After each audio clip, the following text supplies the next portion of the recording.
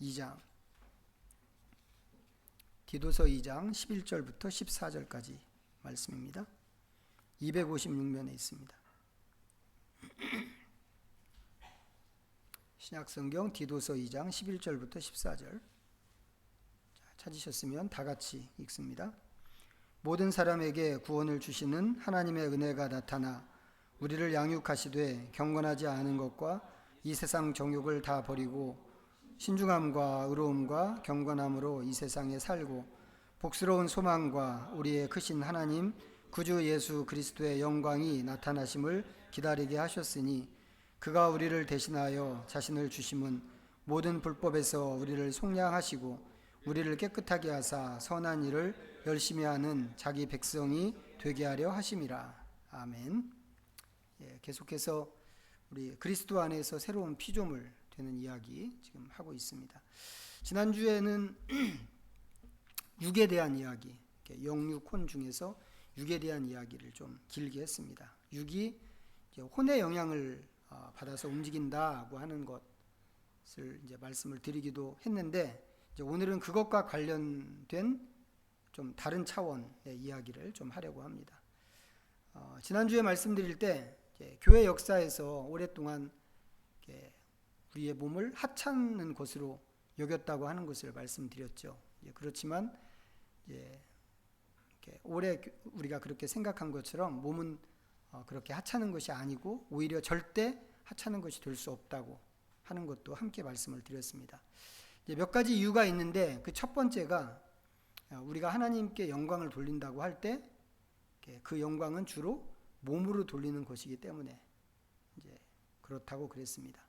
우리 몸이 어떻게 하느냐에 따라서 그게 하나님께 영광이 될 수도 있고 하나님께 수치가 될 수도 있는 것입니다.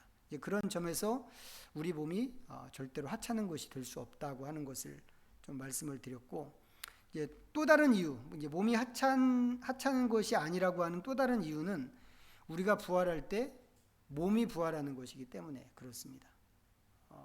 제가 초신자였을 때는 영이 부활하는 것이라고 이렇게 배웠거든요. 그리고 그걸 당연하게 또 받아들였습니다. 천국에 가면 영생하는데 천국에 가서 영생하는 것은 무엇이 영생하는가? 그때도 역시 영이 영생하는 것이라고 이렇게 생각을 했습니다. 그래서 한번 제가 청년 때 한 22-23살이나 됐을까? 그 무렵에 이제 저와 같이 같은 청년부에서 활동하던 어떤 그 선배 누님이 우리가 주일학교에서 부르는 독사구리 어린 양과 손 놓고 이 그 찬양이 문득 생각이 났나 봐요. 그 찬양을 이야기하면서 그게 찬양이라고만 생각했는데 성경을 읽다 보니까 성경에 있는 말씀이잖아요. 이사야서에. 그 이야기를 하면서 천국도 사자가 있고 어린 양이 있는 건가? 이런 질문을 저한테 했어요. 아무것도 모르는 저한테. 저도 어떻게 되는 건지 몰라서 답변을 못하고 말았는데, 왜 그런 질문이 나오는가? 부활할 때 또 영생할 때 영이 그렇게 하는 거라고 생각했기 때문에 그렇습니다. 근데 그게 아니고 부활하는 것도 몸이 부활하는 것이고 영생을 하는 것도 몸이 영생을 하는 것이다 라고 하는 것을 우리가 기억해야 됩니다. 죽음에서 일어나는 것이 몸이 일어나는 것이다, 이 사실을 예수님께서 보여주셨죠. 몸소 보여주셨습니다. 그래서 예수님께서 부활하신 다음에 그 부활하신 몸으로 음식도 잡수시고 제자들에게 의심이 되면 만져보라고 이렇게도 하셨습니다. 그것만 갖고도, 예수님이 보여주신 그것만 갖고도 다른 얘기가 필요 없을 만큼 몸이 중요하다고 하는 명확한 사례라고 할 수 있는데, 그렇게 부활하는 몸은 더 이상 죽음에 무너지지 않는 몸이고 썩지 않는 영광스러운 몸이라고도 그랬습니다. 지금 갖고 있는 이 몸하고는 차원이 다른, 완전히 다른 몸인 거죠. 그래서 성경이 말하기를 이게 또 몸이 소중한 세 번째 이유일 수 있는데, 예수님께서 강림하실 때까지 이 몸도 흠없는 몸으로 온전하게 보존해라, 이것을 우리가 몇 번이나 찾아봤던 데살로니가전서 5장에 있는 말씀에서 성경이 이야기했습니다. 그런데 이 방금 말씀드린 것처럼 이제 우리 몸은 이렇게도 쓰일 수 있고 저렇게도 쓰일 수 있다고 하는 것입니다. 로마서 6장 한번 보겠습니다. 로마서 6장 247면 12절부터 14절입니다. 6장 12절부터 14절. 읽어보겠습니다. 시작.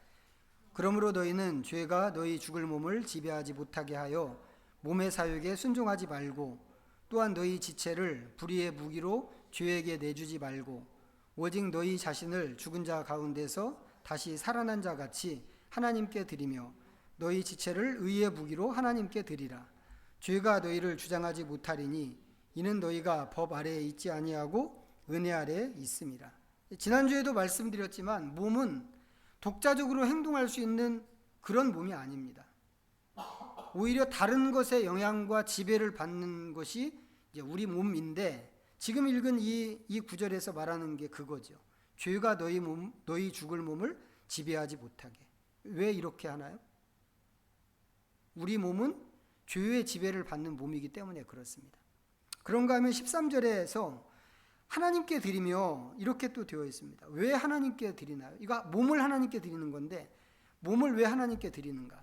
하나님께서 지배하시도록 하나님께 드리는 것입니다. 그러니까 몸은 하나님의 지배를 받든지 아니면 사탄의 지배를 받든지 둘 중에 하나인 거죠.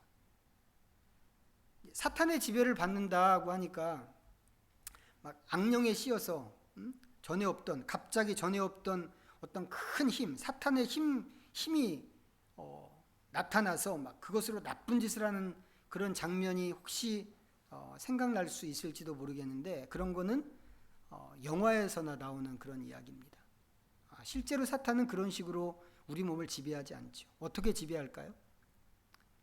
여러 가지 방식이 있을 텐데 그 중에 이제 금방 떠오를 수 있는 생각이 이런 거죠. 이 사탄의 방식입니다. 말씀도 열심히 읽어, 기도도 열심히 해. 근데 오늘은 쉬고, 언제부터? 내일부터. 이런 걸로 사탄이 우리 몸을 공략하는 것입니다. 사탄이 우리보다 분명히 세죠. 힘이 셉니다. 물리적인 힘도 셉니다. 우리가 상상할 수 없는 그런 힘을 사탄이 갖고 있는데, 그렇다고 하더라도 사탄은 절대로 강제로 우리한테 뭘 어떻게 하지는 못합니다. 단지 덫을 깔아 놓을 뿐이죠. 그 덫을 밟을까 말까, 이것은 우리 스스로 결정하는 것입니다. 하나님께서도 마찬가지죠. 늘 말씀드리는 거지만 하나님은 어떤 것도 우리한테 강제하지 않으십니다. 에덴 동산에서부터 그러셨죠. 선악을 알게 하는 나무의 열매는 먹지 말아라, 그거 먹으면 죽는다 라고까지 말씀하셨지만 감시하지는 않으셨습니다. 놀랍죠.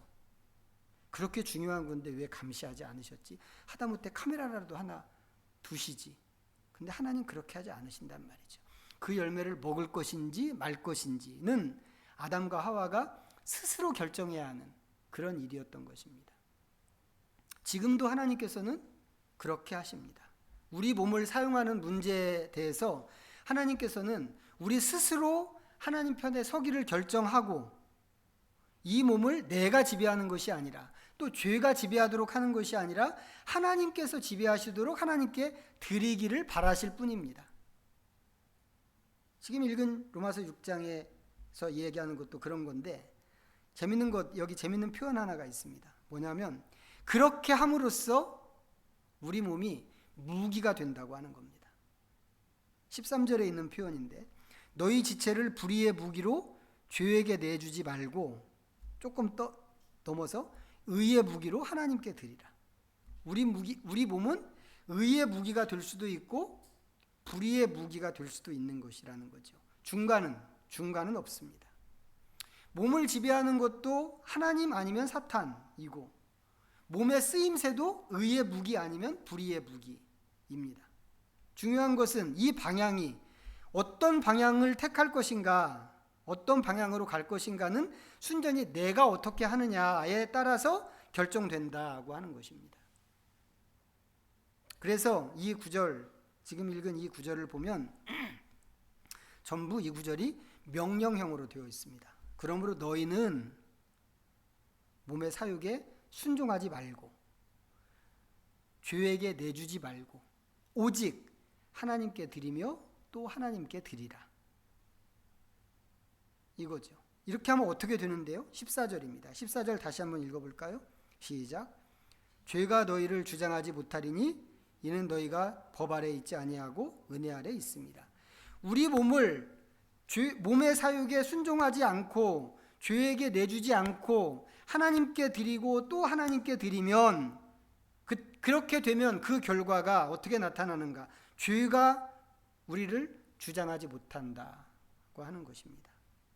바울이 이 얘기를 명령형으로 하는 데는 이유가 있을 거예요. 그것은 우리가 결단하면 이게 할 수 있는 일이기 때문에 그렇다고 하는 겁니다.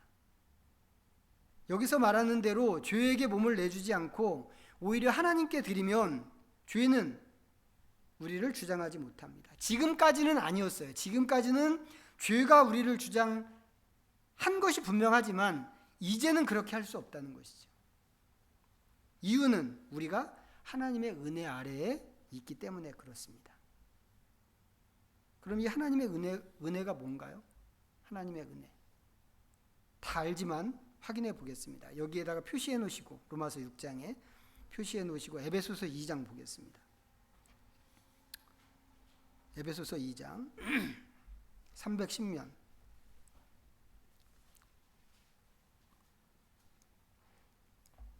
2장 1절부터 10절까지 읽어보겠습니다. 시작. 그는 허물과 죄로 죽었던 너희를 살리셨도다. 그때 너희는 그 가운데서 행하여 이 세상 풍조를 따르고 공중의 권세 잡은 자를 따랐으니 곧 지금 불순종의 아들들 가운데서 역사하는 영이라. 전에는 우리도 다 그 가운데서 우리 육체의 욕심을 따라 지내며 육체와 마음에 원하는 것을 하여 다른 이들과 같이 본질상 진노의 자녀이었더니 긍휼이 풍성하신 하나님이 우리를 사랑하신 그 큰 사랑을 인하여 허물로 죽은 우리를 그리스도와 함께 살리셨고 너희는 은혜로 구원을 받은 것이라.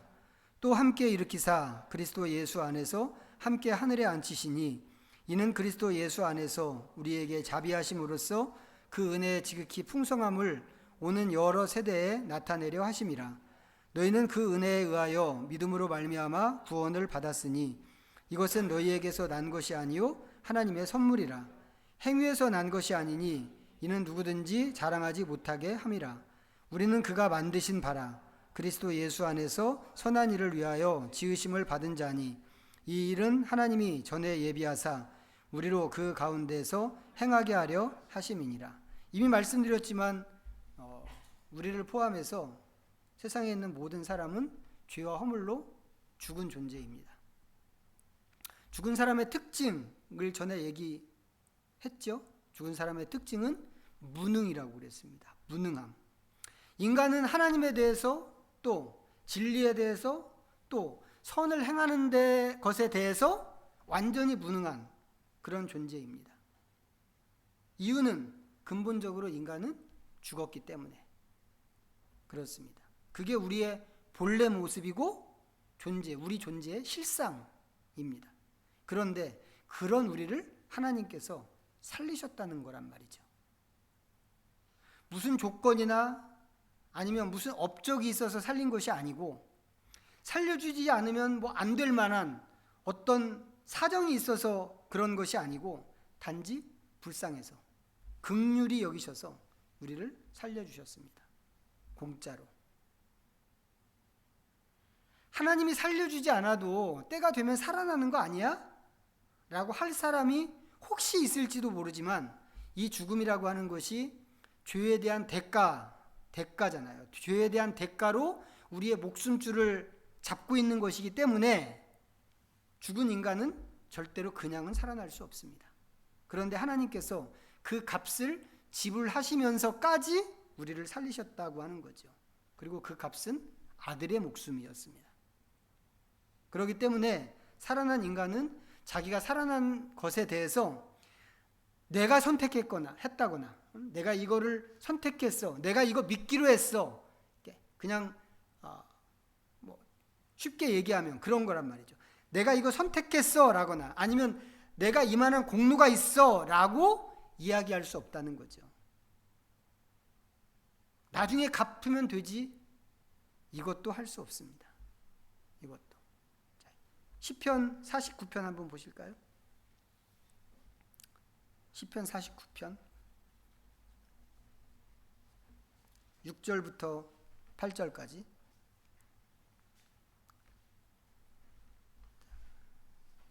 읽겠습니다. 6절 49편 6절부터 8절 시작. 자기의 재물을 의지하고 부요함을 자랑하는 자는 아무도 자기의 형제를 구원하지 못하며 그를 위한 속전을 하나님께 바치지도 못할 것은 그들의 생명을 속량하는 값이 너무 엄청나서 영원히 마련하지 못할 것임이니라. 아무리 돈이 많아도 구원받는 데 필요한 비용을 낼 수 있는 사람은 없습니다. 삼성그룹 회장이라고 하더라도 그가 가진 모든 재산과 주식을 다 내놓는다 하더라도 그것 가지고 이 비용을 댈 수는 없다 이 말이죠. 나중에 갚는 것 이것도 역시 불가능한 일입니다. 그런데 그것을 하나님께서 그냥 해줬다고 하는 것입니다. 이런 것을 은혜라고 합니다. 받을 자격도 없고 받을 능력도 없고 갚을 능력도 없는 그런 것을 주셨다는 것이죠. 우리는 그 은혜로 구원을 받았습니다. 자, 그런데 아까 했던 로마서 6장 얘기로 돌아가서 보면 로마서 6장 14절에서 죄가 너희를 주장하지 못한다 이제 이렇게 이야기했단 말이죠. 지금까지는 죄가 우리 몸을 주장 내지는 지배하고 불의의 무기로 우리 몸을 사용했는데 이제는 그렇게 못하게 됐다고 하는 것입니다. 왜요? 이유는 우리가 은혜 아래 있기 때문에 그렇다는 거죠. 당연히 이 은혜는 우리를 구원하신 하나님의 은혜입니다. 무슨 얘기인지 이해하시겠어요? 죄는 더 이상 우리를 주장할 힘이 없습니다. 우리를 지배하는 것은 우리를 구원하신 하나님의 은혜이기 때문에 하나님의 은혜가 우리를 구원하신 것은 무엇으로부터의 구원이었나요? 죄로부터의 구원이란 말이죠. 이거 절대로 잊어버리면 안 되거든요. 우리가 예수 믿고 구원받았다라고 하는데 무엇으로부터 구원인가? 죄로부터 하나님께서 우리를 구원하셨습니다. 하나님께서 우리를 죄에서 구원하신 것은 뭐하고 똑같은 거냐면 죄에 잡혀있는 우리를 그 죄의 권세로부터 구출해내셨다고 하는 그런 이야기입니다. 마치 어떤 거냐면 애굽에서 바로왕의 바로왕의 힘에 붙잡혀 있던 이스라엘 백성을 구출하신 것과 똑같은 그런 얘기입니다. 그때 어떤 일이 있었어요? 하나님께서 이스라엘을 구출해내실 때 바로와 그의 군대를 박살내 버렸단 말이죠. 처음에는 몇 가지 재앙으로 애굽의 가축을 죽이셨어요. 그러더니 시간이 조금 지나면서 몇몇 사람들이 죽어나갔습니다. 나중에는 애굽에 있는 모든 가정의 장자들을 죽이시고 끝에 가서는 작정하고 쫓아왔던 바로와 그의 군대를 홍해 바다에 다 수장시켜 버렸습니다. 그 다음에도 이 사람들이 이 탈출한 이스라엘을 쫓아가고 싶은 마음이 있었는지는 모르겠지만 쫓아가려고 해도 쫓아갈 힘이 없게 됐습니다. 하나님께서 죄에서 우리를 구원하셨다고 하면 죄에게는 더 이상 우리를 지배하고 주장할 힘이 없게 됐다고 하는 그런 얘기란 말이죠. 그렇기 때문에 바울이 명령하는 것입니다. 그러므로 너희는 몸의 사육에 순종하지 말고 몸의 너희 지체를 죄에게 내주지 말고 오직 하나님께 드리며 하나님께 드리라. 지금 올림픽 기간이잖아요. 좀 보시나요? 응원도 하고 뭐 이렇게 하는 그런 종목도 있을 텐데 이 구절에서 바울이 하는 게 약간 그런 것도 있는 겁니다. 야 저쪽 봐봐. 저쪽 지금 힘이 빠졌어. 응? 네가 조금만 하면 네가 이제 이길 수 있는 기회야. 조금만 힘을 내. 이런 얘기란 말이죠. 이게 어떻게 가능한 얘기인가? 전부 우리가 하나님의 은혜 아래 있기 때문에 가능해진 이야기다라고 하는 것입니다. 자, 그런데 여기서 우리가 은혜에 대해서 한 가지 더 생각할 것이 있습니다. 오늘 처음 읽었던 디도서 말씀으로 좀 가보겠습니다. 256면 디도서. 자, 다시 한번 읽어보죠. 디도서 2장 11절부터 14절. 자, 시작. 모든 사람에게 구원을 주시는 하나님의 은혜가 나타나 우리를 양육하시되 경건하지 않은 것과 이 세상 정욕을 다 버리고 신중함과 의로움과 경건함으로 이 세상에 살고 복스러운 소망과 우리의 크신 하나님 구주 예수 그리스도의 영광이 나타나심을 기다리게 하셨으니 그가 우리를 대신하여 자신을 주심은 모든 불법에서 우리를 속량하시고 우리를 깨끗하게 하사 선한 일을 열심히 하는 자기 백성이 되게 하려 하심이라. 이 단락도 하나님의 은혜에 관한 그런 말씀입니다. 인간은 기본적으로 하나님의 은혜로 사는 존재입니다. 믿는 사람은 당연히 그렇다고 인정하고 고백하겠죠. 우리 같은 믿는 사람들은. 하지만 인정하지 않는 사람도 사실은 하나님의 은혜로 삽니다. 지금 이 말씀 표시를 해놓고 마태복음 5장 한번 보겠습니다. 마태복음 5장 45절.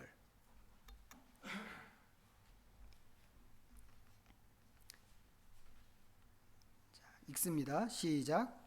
이같이 한즉 하늘에 계신 너희 아버지의 아들이 되리니 이는 하나님이 그 해를 악인과 선인에게 비추시며 비를 의로운 자와 불의한 자에게 내려주십니다. 하나님은 좋은 사람 나쁜 사람 가리지 않고 모든 사람에게 햇빛과 비를 주시는 그런 분이십니다. 다른 얘기하다가 지금 이 말씀을 하신 것이기는 하지만 내용은 분명하죠. 전달하는 내용은 하나님께서는 이렇게 안 하시고 이걸 가려서 주신다. 이렇게 한번 생각을 해보세요. 상상을 해보세요. 어떤 일이 일어날까? 하나님 믿는 사람, 그래도 믿지는 않지만 좀 착하게 사는 사람한테만 햇빛을 주시고 빛을 주시고 비를 주시고, 그렇지 않은 사람, 믿지 않는 사람, 마음을 나쁘게 쓰는 사람, 이런 사람들한테는 늘 흑암에서 살게 하고 비도 없는 그런 척박한 곳에서 살게 한다고 한다면 어떤 일이 일어날까? 근데 하나님께서는 사람을 가리지 않고 모든 사람에게 햇빛도 주시고 비도 주신다고 하는 거죠. 해하고 비만 주시겠어요? 하나님께서? 아니죠. 모든 것을 다 주시는 하나님이십니다. 우리가 살고 있는 우리의 생명, 이것부터 시작해서 우리가 살아가는 데 필요한 모든 것들을 하나님께서는 다 주십니다. 좋은 사람이든지 나쁜 사람이든지 가리지 않고. 심지어는 이게 하나님이 주시는 거라고 하는 것을 아는 사람이든지 모르는 사람이든지, 그걸 인정하는 사람이든지 인정하지 않는 사람이든지 하나님은 구별하지 않고 삶에 필요한 것을 모두에게 주십니다. 그래서 하나님의 은혜인 거죠. 하나님의 은혜로 모든 사람이 사는 것입니다. 그런데 다시 본문으로 돌아가서 보면, 디도서에 있는 본문으로 돌아가서 보면 지금 말씀드린 그런 거 외에 하나님의 은혜가 특별히 하는 일이 두 가지가 있다고 하는 것을 이 말씀에 이야기합니다. 하나는 우리에게 구원을 주시는 것 하나 하고, 또 하나는 우리를 양육하는 것입니다. 구원하는 은혜에 대해서는 우리가 귀에 못이 박힐 만큼 많이 들은 얘기죠. 비해서 양육하는 은혜는 좀 생소한 개념일 수 있는데, 그것은 이렇게 우리가 그런 표현을 쓰지 않아서 생소한 것이지 이 개념 자체를 모르기 때문에 이게 생소하게 여겨지는 것은 절대 아닙니다.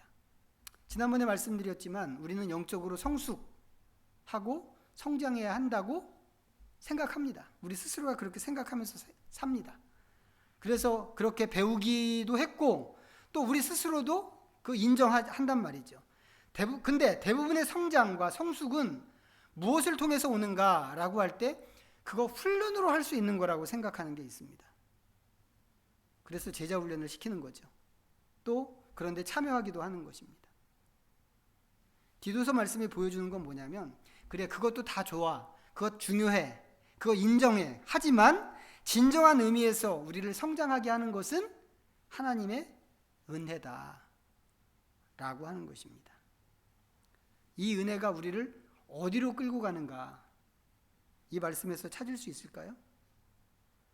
그 은혜가 우리를 어디로 끌고 가는가를 보여주는 동사들이 있습니다. 12절과 13절에 있는 동사들인데, 버리고, 살고, 기다린다고 하는 동사입니다. 버리는 것은 무엇을 버리는 건가요? 경건하지 않은 것과 이 세상의 정욕을 버리는 것입니다. 사는 것은 신중함과 의로움과 경건함으로 이 세상에서 사는 것입니다. 기다리는 것은 복스러운 소망을 기다리고 예수 그리스도의 영광이 나타나는 것을 기다리는 것입니다. 이거 전부 이 세상에서 우리가 직접 행동으로 보여야 하는 그런 것들이란 말이죠. 몸으로 하는 일들입니다. 당연히 우리는 이렇게 하기로 결심하고 연습하고 노력해야 되겠죠. 하지만 그것만 갖고는 할 수 없는 일이고, 할 수 있다고 하더라도 우리가 사실 해봐서 아는데, 이렇게 하는 거 가끔 한 번씩 있는 일이지 늘상 할 수 있는 일은 아니죠. 이런 싸움이 어제 이겼다고 해서 오늘 또 이길 거라고 보장할 수 있는 게 아니기 때문에 그렇습니다. 그런데 하나님의 은혜가 그렇게 되도록 우리를 양육한다, 이 얘기입니다. 엄청난 일이죠, 우리한테는.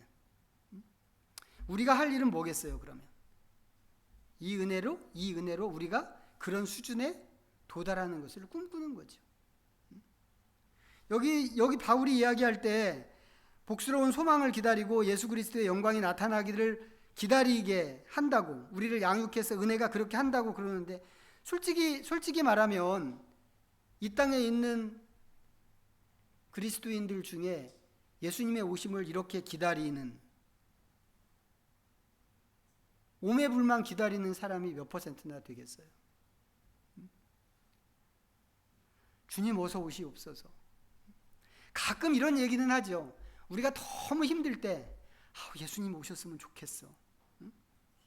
근데 이거 순전히 가끔이죠, 가끔. 우리가 행복하고 좋고 즐겁고 마음 편안하고 그럴 때는 예수님이 너무 빨리 오실까 봐 그게 오히려 걱정인 때도 없지 않아 있습니다. 근데 그렇게 하면 안 된다는 거죠. 우리가 이렇게 양육된다면 우리가 이 수준에 도달되는 것을 우리가 꿈꿀 수 있어야 된다는 거죠. 하나님의 은혜가 원하는 것은 그거라고 하는 겁니다. 그렇게 되는 것을 우리는 믿어야 되고, 그렇게 되는 것을 기대해야 합니다. 그리고 그렇게 되기 위해서 기도해야 되겠죠. 주님 언제나 오시렵니까? 우리 선배 중에 그런 목사님 계셨잖아요. 하늘에 이상한 구름만 떠도 행여나 주님 오시는가에, 오 주님 언제나 오시렵니까? 기도해야 된단 말이죠. 그리고 그 은혜에 우리 자신을 맡길 수 있어야 됩니다. 하나님께서 이런 은혜를 주셨다고 하는데 우리 안에서는 갈망이 없다면 은혜 따라가고 싶지 않겠죠. 우리가 우리 자신을 맡길 수 있어야 됩니다. 이게 우리가 할 일입니다. 흔히 하나님의 은혜로 무엇인가를 한다고 하면 저절로 되는 거라고 생각하는 그런 경향이 있습니다. 하지만 이 말씀이 말하는 것은 저절로 될 일이니까 그냥 가만히 있으면 돼, 이런 얘기가 아니죠. 오히려 그런 약속이 있으니까 그 목적을 향해서 가라, 이 얘기인 거죠. 그래야 하는 이유가 있습니다. 14절인데 예수님께서 우리를 위해서 자신을 희생하신 목적이기 때문에 그렇다고 하는 겁니다. 지난번에 예수님이 희생하신 목적 얘기했었죠. 한번 기억나시나요? 고린도후서 5장 15절에서 했던 얘기. 더 이상 자기를 위해서 사는 사람들은 더 이상 자기를 위해서 살지 말라고. 이게 예수님이 우리를 대신해서 죽으신 목적이었어요. 근데 여기 또 있는 겁니다. 예수님께서 우리를 위해서 희생하신 목적, 우리를 이 수준에 도달하게 하는 것. 우리가 새로운 피조물로 사는 것에 대해서 이야기하다가 여기까지 왔는데, 이 일을 위해서 하나님의 은혜가 우리를 계속해서 격려하고 응원한다고 하는 사실을 우리가 잊지 않았으면 좋겠습니다. 그래서 오히려 이 일을 이루는 하나님의 은혜 아래에 있기를 갈망하고, 다른 것에 한눈 팔지 않고 그 은혜의 인도를 따라가기로 다시 한번 믿음으로 결심하고 결단하는 우리 모두가 되면 좋겠습니다. 기도하겠습니다. 우리 잠시 말씀을 좀 생각하면서 하나님 앞에 묵상으로 나갑니다.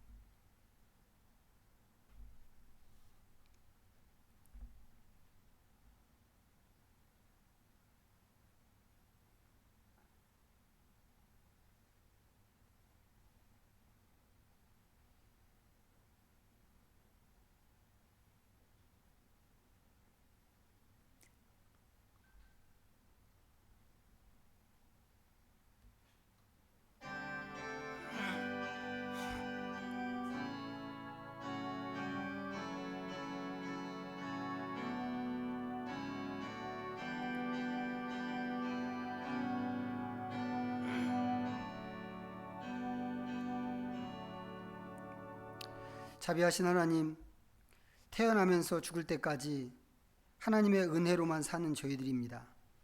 하나에서 열까지 주님으로부터 오지 않은 것이 없는데 이 모든 것이 하나님의 은혜입니다. 그 은혜로 우리를 구원하시고 구원의 완성에 이르기까지 우리를 양육하시는 것을 감사합니다. 우리는 그 은혜에 우리 자신을 의탁할 뿐이오니 우리 안에서 이제 하나님의 형상을 이루시옵소서. 예수님의 이름으로 기도하옵나이다. 아멘. 찬송가 634장 함께 부르시면서 봉헌하겠습니다.